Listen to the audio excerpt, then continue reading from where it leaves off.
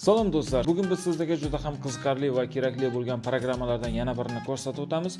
Aziz do'stlar, ushbu programma orqali siz turli ijtimoiy tarmoqlarga juda ham chiroyli suratlar va reklamalar qo'yishingiz mumkin. Hozir sizlar bilan birgalikda ushbu programmani ko'rib chiqamiz. Xo'sh, programmani ochamiz. Programma ochganimizdan so'ng mana bu yerda turli xil bo'limlar bor. Masalan, mana eng ko'p ko'rilganlari bu yerda harflar ham mavjud. Mana ko'rishlaringiz mumkin. Siz turli harflardan har xil so'zlar yozishingiz mumkin yoki mana shu harflardan foydalanib chiroyliroq biror narsa o'ylab topishingiz mumkin bo'ladi. Mana bu yerdan hozir biz reklama banner yasab ko'ramiz yoki birorta bir suratga chiroyli ko'rinish berib foydalanib ko'ramiz ushbu programmadan. Xo'sh, mana buni ishlatib ko'ra qolaylik.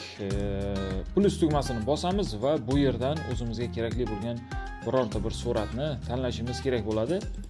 Masalan, mana bu suratni tanlaymiz. Tasdiqlash tugmasini bosamiz.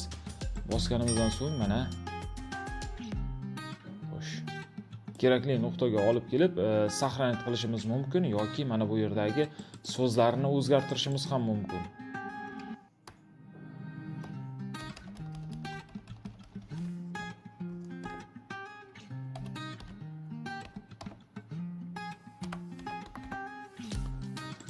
Mana azizlar, ko'rib turganlaringizdek qo'shimcha yozuvlar qo'shishimiz mumkin yoki boshqa birorta bir elementlarni ham qo'shishimiz mumkin bo'ladi. Bu yerdan juda ko'plab elementlar bor, juda ham chiroyli ko'rinish keltirib beradigan.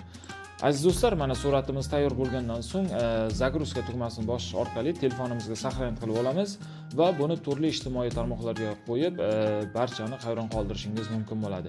Ushbu programmani boya aytib o'tganimdek, bizning veb-saytimiz uzandroid.uz saytidan yuklab olishingiz mumkin. Video tagi silkasini qoldiraman. O'sha yerdan o'tib bemalol yuklab olishlaringiz mumkin bo'ladi.